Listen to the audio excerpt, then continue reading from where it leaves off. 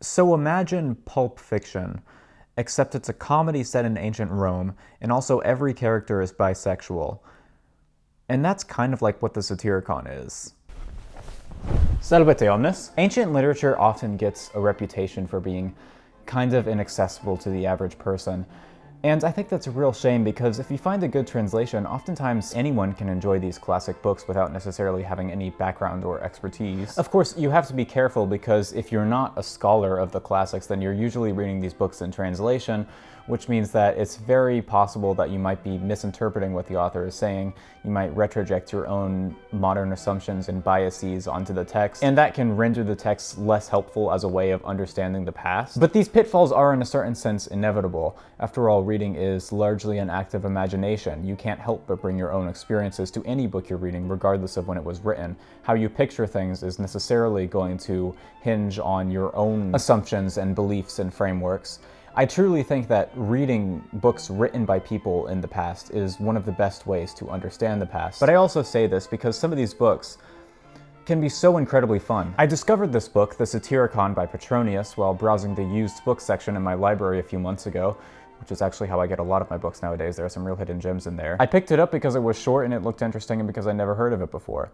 I didn't really know what to expect except that it was a satire and sort of like a novel. What I didn't expect is that this would be one of the most shocking, bizarre, at times revolting, and just plain interesting things I have ever read from antiquity. It perfectly represents the weird mixture between the alienness of the past and the familiarity of it. On the one hand, this book feels like it could have been a novel written in the 20th century, but on the other hand, there are some aspects of this book that are so specific to Roman life in the 1st century AD that it really couldn't have come from any other time period. This is just about the most tantalizing glimpse into the daily life of a quote-unquote average person in ancient Rome that I have ever read in a book from antiquity. The book itself is unfortunately incomplete, but the sections that we do have, which amount to about 200 pages or so, are so tantalizing. And also so incredibly funny. It's kind of difficult to explain exactly what this book is, partly because we don't really know, and partly because genres in ancient literature are very different from genres today. I have called it a novel, but that's not necessarily to imply that it's a novel in the modern sense. That is, it's not really an example of the novel as it emerged in the early modern period with things like Robinson Crusoe or Don Quixote. For one thing, like a lot of ancient literature, it was probably meant to be read aloud. Reading by yourself in your head is a relatively recent concept, I think. But insofar as it can be called a novel, it might be what you would call a picaresque novel, which is sort of what something like Don Quixote is. The plot of the Satyricon mostly consists of a series of unrelated episodes. It tells the story of a group of people traveling around ancient Italy, getting into all sorts of shenanigans, and there's not really much more continuity beyond that. Everything about this book is very unique compared to contemporaneous books. Basically, the only other example of a quote-unquote novel from ancient Rome would be The Golden Ass by Apuleius, which I haven't read, but I get the impression that that book is a very, very different kind of thing from this. And it's also complete, whereas this book is fragmentary. Perhaps most specifically, though, the Satyricon can be characterized as Menippean satire. Now, what's Menippean satire, you might ask? That's a great question. Thank you for asking. Back in the old days of ancient Greece, there's a guy you may have heard of named Aristophanes, and he was considered sort of the king of comedy back then. His satirical plays mostly employed a form of satire that mocked individual people like Cleon and Socrates, basically people Aristophanes didn't like. And sometimes he got into trouble for doing this. But in the decades after Aristophanes, a new kind of satire emerged, starting with a satirist named Menippus, who we don't have any of his books now, unfortunately. And this form of satire is like the complete opposite of Aristophanes' style. Instead of attacking specific people, it attacks people who represent ideas. It attacks iconoclastic characters as a way of pointing out some of the absurdities in society. To be honest, I was not familiar with this genre at all before reading this book. Apparently, things like Boetius's The Consolation of Philosophy, I'm probably saying his name wrong, are also examples of this genre. But usually this genre features a weird mix of prose and poetry and also high and low art. There's often references to mythology and philosophy that kind of illustrate the erudition of the author, but these passages are interspersed with passages describing the lives of ordinary people, often featuring roguish characters getting into all sorts of shenanigans. This book, the Satyricon, from what I understand, is kind of exemplary of this whole genre, although it is unusual in its own ways. I think you could probably talk for a long time about all the works that might have influenced the Satyricon, but at the end of the day, it's really its own thing. Like, there's not really anything that comes close to it in the canon of ancient literature. So that's the Satyricon, but who was Petronius? Well, the truth is, we don't really know. Most historians apparently assume that Petronius is the same person as a guy named Gaius Petronius Arbiter, as described by Tacitus. Petronius was apparently a courtier in the court of Nero, and Tacitus writes about him that, quote, "He spent his days in sleeping, his night in work and the enjoyment of life. The success which most men achieve by dint of hard work, he won by laziness." Apparently, Petronius was eventually accused of treason by an enemy of his, and as a final act, he, quote, "wrote out a list of the emperor's debaucheries, citing by name each of his sexual partners, male and female, with a catalog of his sexual experiments, and sent it off to Nero under seal." So, if that's the guy we're dealing with in the Satyricon, that makes a lot of sense, frankly, given the content of this book. In Tacitus, we're clearly dealing with a gutsy, frivolous, perhaps self-centered man with a defiant sense of humor, and those are all the traits I would expect from the guy who wrote the Satyricon. Anyway, in the rest of this review, I'm going to basically just describe this book and explain what I thought about it. I should put something of a content warning here, because this book is very sexually explicit. Shockingly so, in fact, for a book that I would have thought would be considered high art, quote unquote. More specifically though, this book deals quite extensively with the subject of pederasty, and I'll get more into that a little bit later, but pederasty was a very common concept in ancient Greece and ancient Rome. Essentially, this was the practice of adult men having sexual relationships with teenage boys. You may know that the Romans thought about sex very differently from how we do today. Sexual relationships were defined in terms of domination and submission. It didn't matter who men slept with, as long as they took the penetrative role in sex, then they were not emasculated. What this means is that pederastic relationships often had a strong social aspect to them. Oftentimes, the teenage boys who these people would be sleeping with were also disadvantaged in other ways in society. Sometimes they would be slaves or servants. In the case of this book, that may very well be the case with the main character Encolpius's young male lover, Giton, although it's never explicitly said that he's a slave. Of course, relationships between adults and minors in this time period were hardly limited to pederastic contexts. Oftentimes, women in this time period would become brides at incredibly young ages as well. I mention this mainly because this is one of the things about this book that is very hard to understand and grapple with from a modern perspective, and I think it's one of the main ways in which the world of Rome, as portrayed in this book, differs from our world today. Anyway, with that out of the way, let's get on with the rest of the review. So I'm going to summarize this book now. If you want to avoid spoilers, you can skip this section, but honestly, this book is kind of hard to spoil. Like I said, it's more of a series of anecdotes than a coherent story. And also, we're missing the beginning and the ending of this book, and the sections that we do have in the middle are filled with lacunas. So yeah, there's not a whole lot to spoil. You might think that the fact that we're missing so much of this book would make the experience of reading it very frustrating, and at times it does, but honestly, it does a lot less than you might think. I'll explain why in a little bit. Anyway, the section of the book that we have starts in mid-conversation, which is somewhat disorienting. It takes several pages to orient yourself into the world of this story. Essentially, the early chapters of this book deal with the main character Encolpius, his friend Ascyltus, and his lover Giton, getting into all sorts of wacky situations in a town in Campania, Italy. Encolpius is the narrator of this book, and he's quite interesting as a narrator because he's somewhat unreliable, somewhat self-centered, kind of oblivious at times. His name also literally translates to the crotch, and really I think that sets the tone for this whole story. Anyway, the three of them are eventually kidnapped by a priestess from the cult of Priapus, which Priapus, I suppose, is one of the lesser-known Greco-Roman gods, but if you look at depictions of him, it's not hard to imagine what his role in the pantheon was. This is a bizarre and fascinating segment because we don't really know much about the mysteries of Priapus outside of the context of this novel,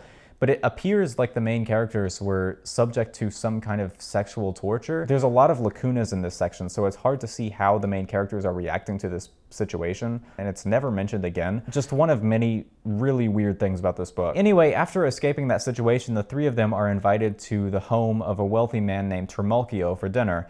And this scene right here is really the highlight of the book, in my opinion. It's a very lengthy sequence that takes up like a third of the extant fragments that we have. I love a good dinner scene in fiction. Just an extravagant banquet that gets more and more chaotic and disorganized as the evening goes on, with all sorts of simmering tension and absurdities. This book has like the best banquet scene I've ever read in a book.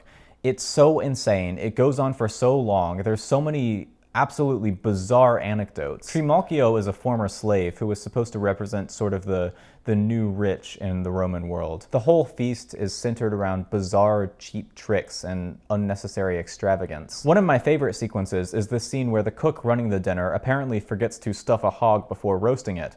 Trimalchio gets furious with him, has him stripped, and is about to have him beaten when the rest of the dinner guests intervene and beg him to show mercy to his servant. Trimalchio is eventually swayed, and then the cook goes and makes an incision in the pig, only to find out that it had been stuffed the entire time, and the whole thing was just an elaborate ruse to show off Trimalchio's generosity or something. There's so many ridiculously theatrical things like that that happen over the course of this scene. Everything is fake and designed to entertain the guests, although the entertainment becomes increasingly surreal as the night goes on. Trimalchio himself gets increasingly drunk and starts to wax poetic about the decadence of Rome and how Rome is destroying so many natural resources and its insatiable lust for riches, seemingly unaware that he himself is exemplifying that very tendency. And then at the end of the sequence, after an unsuccessful attempt by Encolpius and Ascyltus to escape the dinner, everything reaches a height of absurdity when Trimalchio, now completely drunk, arranges to have a mock funeral held for himself in the middle of one of his dinner halls. And then, well, this happens. I'll just read the passage for you. Trimalchio was obviously completely drunk, but suddenly he had a hankering for funeral music too, and ordered a brass band sent into the dining room. Then he propped himself on piles of cushions and stretched out full length along the couch.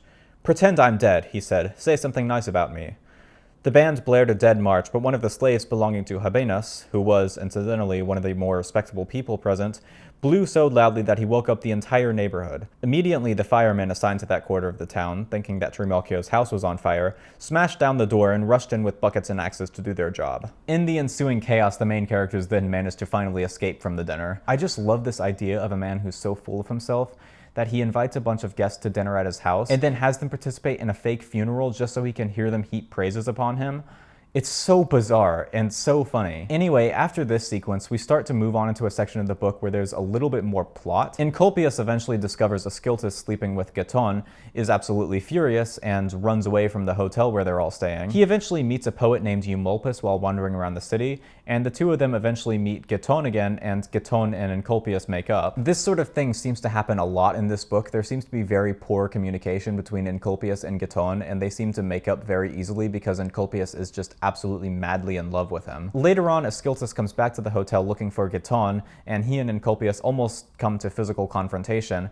Eventually, Encolpius, Eumolpus, and Giton end up on a ship, although it's not really explained how they ended up there. Encolpius finds out that a man named Lycus owns the ship, who is an old enemy of his. There's some conflict on the ship that eventually gets resolved, and then they're shipwrecked and everybody dies except for the three of them. They end up in a town called Crotona where they stay for a while, and eventually Encolpius finds himself being wooed by a woman named Circe. However, just as the two of them are about to get it on, he finds himself dealing with erectile dysfunction. And then there's an entire plotline that goes on for a little while about him trying to find a cure for this. He eventually gets the situation resolved after trying out a number of different remedies, and then the book just kind of ends. The text gets increasingly fragmentary near the end of the sections that we have, oftentimes with only a couple of sentences in each fragment, and then the story just stops. There's no resolution, we don't know what happened to the characters, we don't even know where this story was going, if it was going anywhere, it just ends. And that's essentially everything that happens in the Satyricon.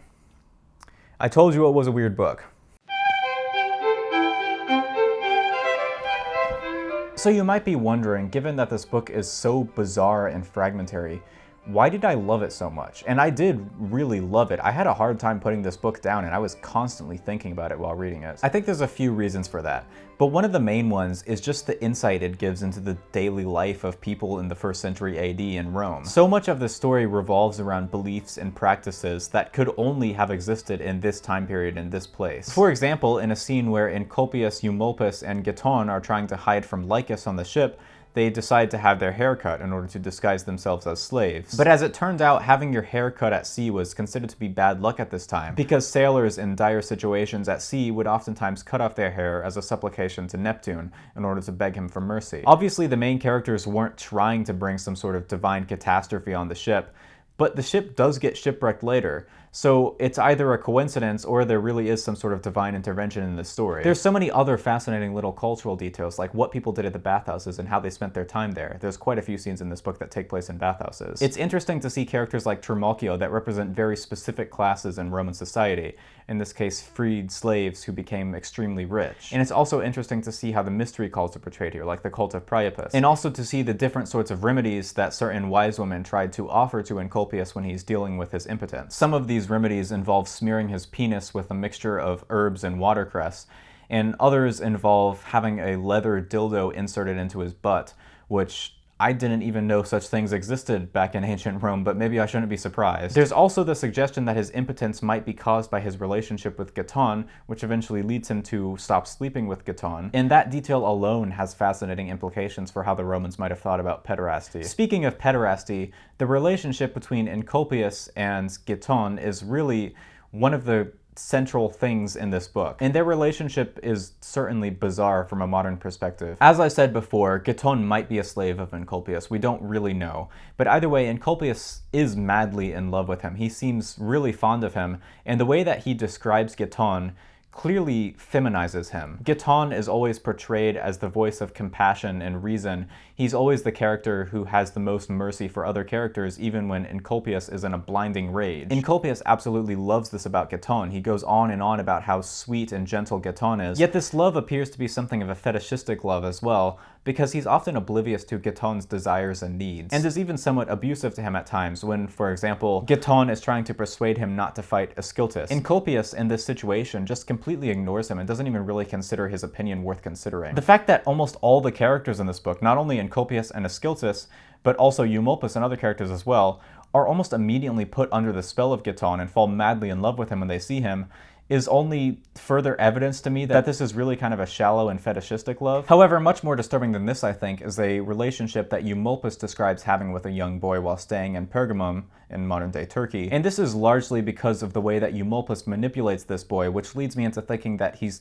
maybe a lot younger than Giton even. This is how he describes the beginning of their affair. Towards midnight, I suddenly noticed that the boy was not sleeping. With a trembling hand, I made a prayer to Venus. "O goddess," I whispered, "if I can kiss this sleeping boy without his noticing it, tomorrow I will present him with a pair of doves." Tempted by the price I put on his pleasure, the little impostor started to snore away. For my part, I crept close to him and stole several kisses. Pleased with this auspicious beginning, I rose early the next morning, brought back a pair of doves to the waiting boy, and so fulfilled my vow. He does this 2 more times, which eventually leads to him having full sexual intercourse with the boy. And the way the boy is portrayed in these passages makes me think that he is quite young. Eumolpus is almost essentially bribing him with candy in order to get him to submit to his advances, and that's just...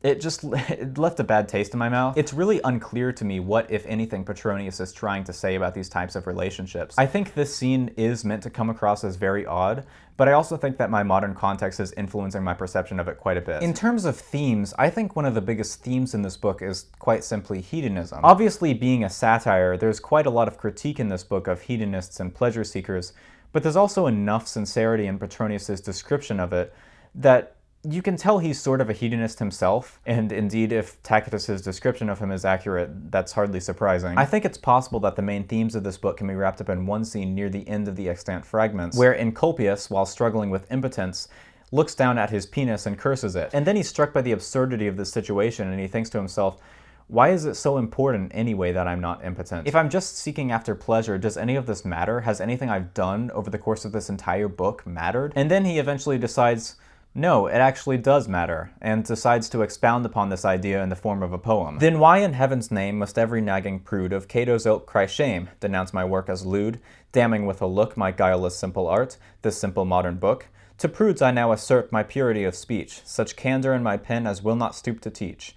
I write of living men, the things they say and do, of every human act admitted to be true. Then where's the shame in that, if loving men enjoy the pleasures of the night whereby each girl and boy experience delight? It's not hard to imagine that this is Petronius speaking directly to the audience here. He's sort of trying to justify writing a book that contains so much obscenity and so much frivolity. However, despite the book's obsession with the hedonistic aspects of human life, there's also a really high literary quality here. I think this is another reason why I found this book so unique and interesting. At one moment it feels almost like a sitcom or a soap opera, and then the next moment it suddenly becomes like epic poetry. In the introduction to my edition, the William Arrowsmith translation, Arrowsmith draws a direct comparison between Encolpius and Odysseus. And even though we don't have the entire book, it's not too hard to imagine that Petronius might have thought of this book as a sort of retelling of the Odyssey in a very frivolous way. There are several scenes in the book that are clearly supposed to be reminiscent of scenes from the Odyssey. For example, in the scene where Giton is trying to hide from Ascyltus, Encolpius implores him to hide beneath the bed and cling to the underside of the bed, explicitly making a comparison between this action and the scene in the Odyssey where Odysseus did the same thing, clinging to the underside of the sheep in order to escape the Cyclops' lair. And then later on, the characters get shipwrecked and Encolpius literally finds himself besotted with a woman named Circe. Of course, we don't know where this book was going. We don't know if it was going to end the way the Odyssey did, with a sort of homecoming.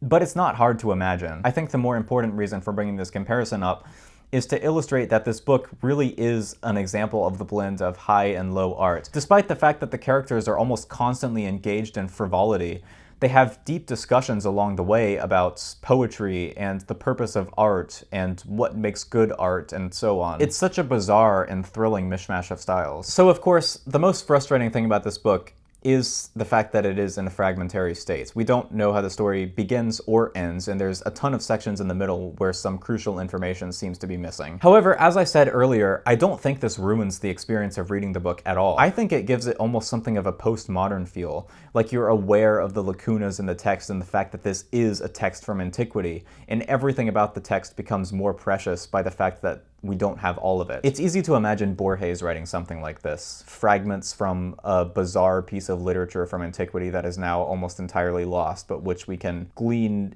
interesting insights from nonetheless. Obviously, I would prefer to have the whole book, and we don't even know how long the whole book is. Apparently, the sections that we do have consisted of portions of books 15 and 16 in this magnum opus, which would make this entire book extremely, extremely long. But either way, I think that there is something really beautiful and interesting about the state that the book is currently in. Of course, there is that house in Herculaneum that got buried in volcanic ash when Vesuvius erupted in 79 AD, preserving a bunch of ancient texts that we're only just now starting to decipher. And that eruption did technically happen after this book was supposed to have been written, so it's not impossible that we could find the rest of it there.